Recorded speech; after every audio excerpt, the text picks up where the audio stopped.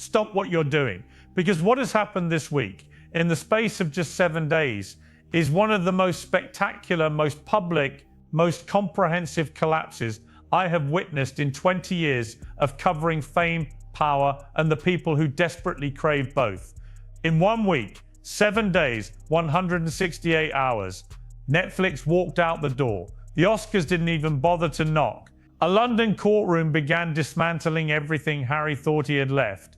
And somewhere in a Montecito mansion that sources say may soon be quietly listed for sale, the woman who promised her husband she would make them both billionaires is sitting with $21.8 million worth of unsold jam, wickless candles, and flower sprinkles that nobody wants. This is not a bad week. Bad weeks happen to everyone. This is something else entirely. This is the moment the entire bet, the gamble they placed in January 2020, when they walked away from the royal family, from their titles, from centuries of history, from a country that had given them everything. This is the moment that bet is being called in, and they are losing. Stay with me, because by the end of this video, you will understand not just what happened this week, but why it happened, and why, if you're being brutally honest, none of it should surprise you. Let's go back to the beginning, because to understand where Harry and Meghan are today, you need to understand what they were promised, and more importantly, what they promised each other. January 2020, Megxit. The announcement that shook the monarchy, dominated every front page on the planet, and sent shockwaves through Buckingham Palace that are still being felt today. They were giving up their senior royal roles, their security, their place in the institution, their country. For what? For freedom, they said. For independence. For the ability to forge their own path on their own terms. But let's be honest about what that path actually looked like.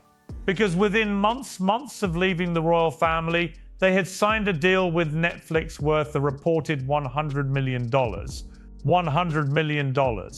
For a couple with no producing experience, no Hollywood track record, and nothing to sell except the drama they had just created by abandoning the House of Windsor. Netflix wasn't buying talent. Netflix was buying the story, the palace intrigue, the royal rupture, the promise of more revelations to come. And Meghan, according to sources close to the couple, looked Harry in the eye and made him a promise. She was going to make them billionaires. She was going to conquer Hollywood. She was going to build an empire that would make everything they'd walked away from look small. I want you to hold on to that promise. Keep it in your mind, because we are about to go through, piece by piece, everything that has happened since. And by the end of this video, you can decide for yourself how that promise has held up. Friday, March 6, 2026, Netflix and Meghan Markle officially ended their partnership on her lifestyle brand as ever. Now, here is the version of events that Meghan's team would very much like you to believe.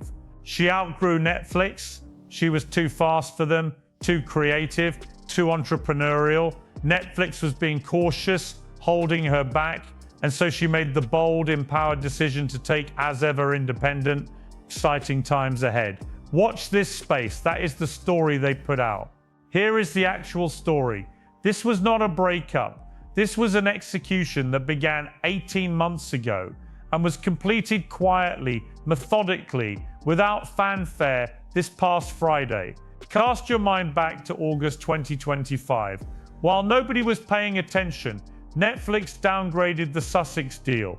The original $100 million contract gone, replaced with what the industry calls a first look deal.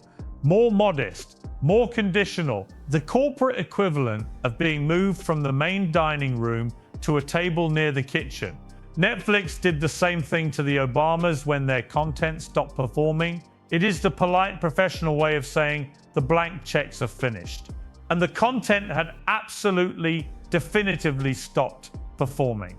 With Love, Meghan, 2 seasons and a holiday special, Season 2 failed to crack Netflix's US top 10. The holiday special in December 2025 didn't register in the top 1,000 shows on the platform for the entire second half of the year. The entire second half of the year, not the top 1,000. A show that nobody watched, backed by a brand that nobody bought, fronted by a woman whose team insisted everything was going brilliantly, and then came the moment that told you everything you needed to know about the true state of As Ever. In January 2026, a glitch appeared on the As Ever website. If you added 200,000 units of any product to your cart, the site would accidentally reveal the actual stock levels. People ran the numbers on every single product. The result? 650,190 unsold products worth $21.8 million at retail, more than 80,000 tubs of edible flower sprinkles worth $1.2 million sitting in a warehouse, nearly 90,000 candles worth $5.7 million gathering dust on shelves, and those candles, oh those candles. I want to dwell on those candles for a moment, because they are quite possibly the greatest unintentional metaphor in the history of celebrity branding. Customers paid $64 for a Meghan Markle lifestyle candle. It arrived beautifully packaged, weighty, premium looking, everything you'd expect for $64. There was just one problem: no wick. You could not light it. A $64 candle that you could not light. I genuinely could not have written a better metaphor for this entire enterprise if I had spent a month trying.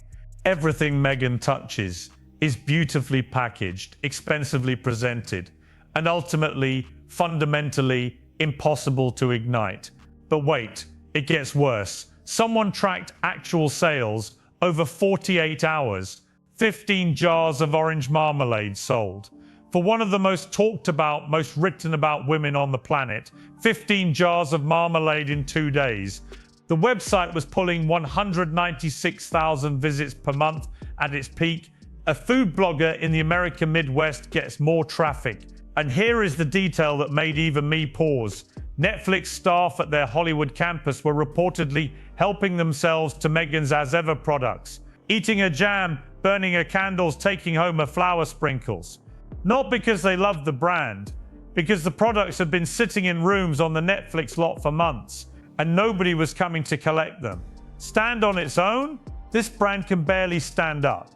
Now, while all of this was unraveling on Friday the 6th of March, the same day Netflix made their announcement, something else was happening that reveals more clearly than anything exactly where Meghan Markle stands in the Hollywood. She came here to conquer. The 98th Academy Awards take place this Sunday, March 15th, 6 days from today.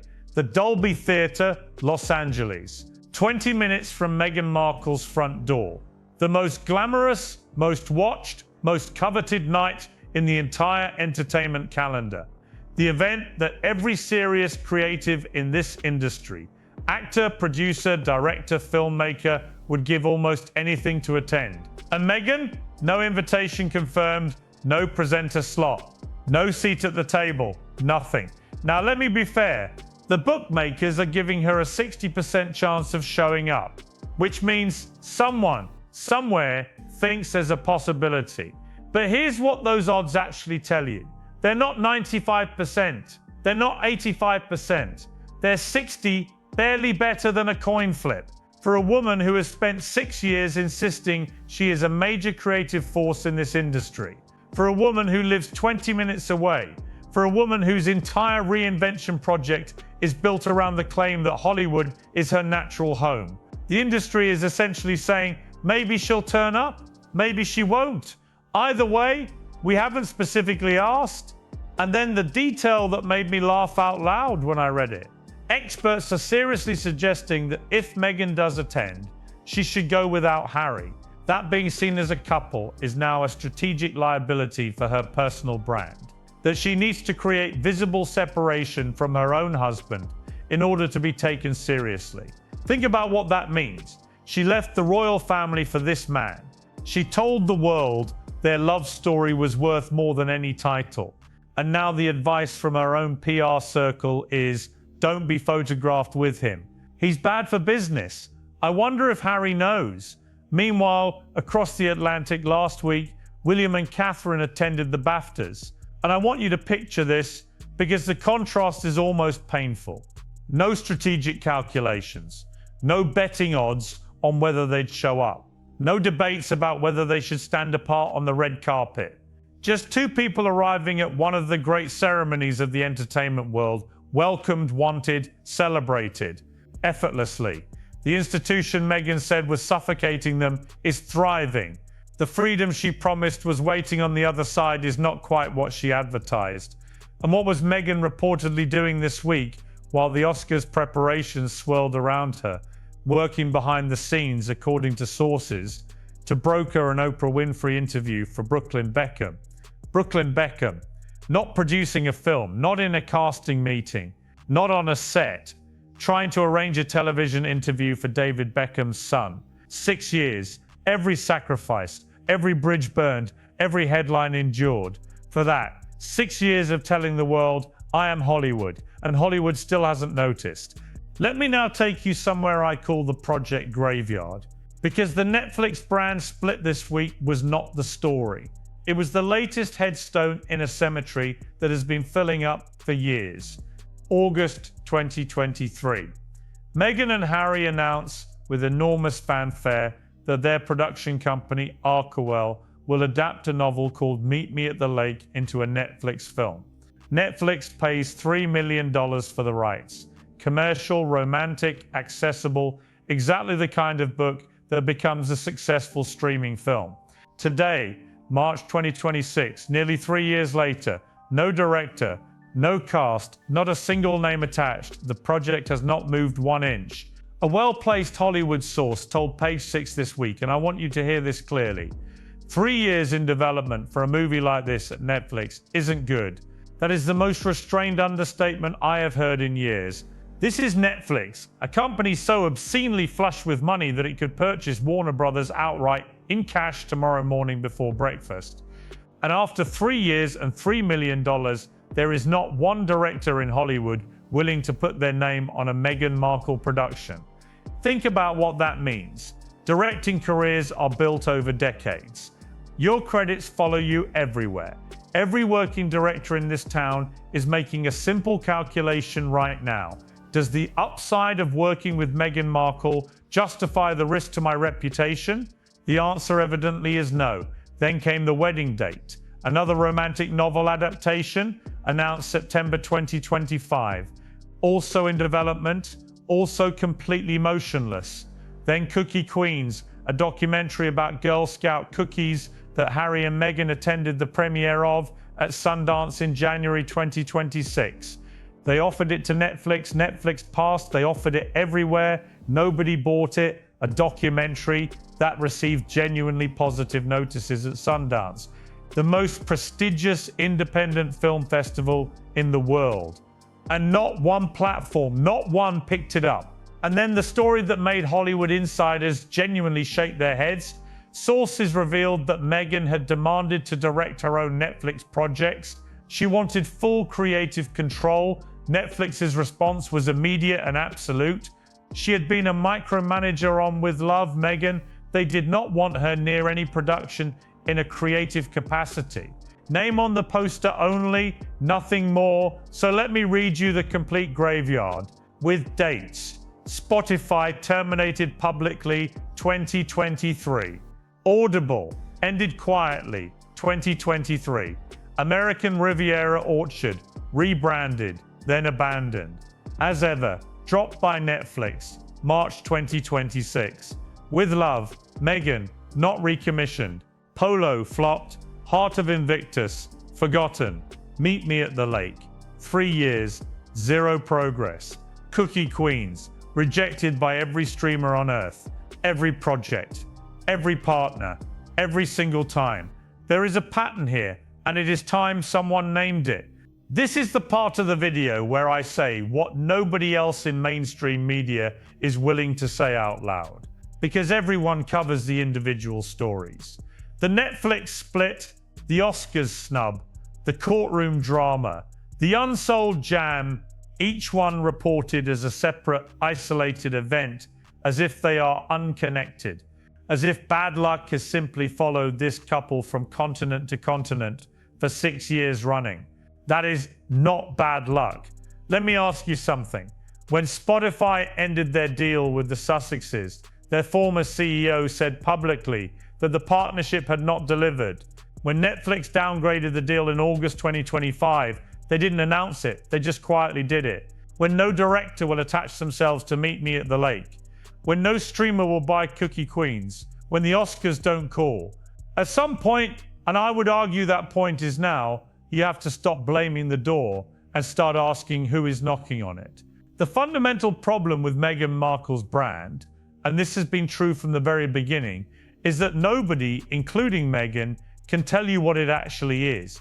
Is she a royal, an actress, a chef, a lifestyle guru, a film producer, a director, a humanitarian, a founder, a feminist icon? She has spent 6 years attempting to be every single one of those things simultaneously. And the result is that she is none of them. Not convincingly, not completely, not in a way that makes anyone a studio executive, a business partner, an awards committee, an ordinary person deciding whether to spend $64 on a candle, feel certain about what they're actually buying. The Spotify boss said it, Netflix's actions said it, Hollywood's silence is screaming it, and here is the comparison that I think is most instructive. Think of the great Hollywood reinventions, the people who walked away from one identity and successfully built another. What they all had in common was singular focus, one lane, one clear, coherent answer to the question, what are you? Meghan's answer changes depending on which room she's standing in, and the rooms are running out. You cannot be all of those things. And she has spent 6 years trying and failing to be every single one of them. And now, because this week demanded it, let's cross the Atlantic. Because while Meghan's empire was burning in Hollywood, her husband was sitting in the Royal Courts of Justice in London, watching his own legal battle deteriorate in real time. The trial began in January. 9 weeks. Harry, alongside Elton John, Elizabeth Hurley and others, suing Associated Newspapers, publisher of the Daily Mail, claiming journalists used unlawful tactics for decades to gather his private information. Phone hacking, private investigators, stolen flight records. The stakes could not be higher. Total legal costs for both sides around £38 million. If Harry loses his share, he faces a personal bill approaching $7 million. And the money, the spare advance, the original Netflix windfall, is running out faster than most people realize. Harry has won before, I'll give him that. He beat the Mirror. He extracted an apology from the Sun. He arrived at this third and final battle with genuine momentum. But the evidence presented this past week has been, to use the most generous word available, Rebecca English, the Daily Mail's royal editor, 27 years at that paper. A woman who checks every fact, protects every source, and has never, in nearly 3 decades, had her credibility successfully challenged in court. She took the stand, and she began, calmly and methodically, taking Harry's central claims apart.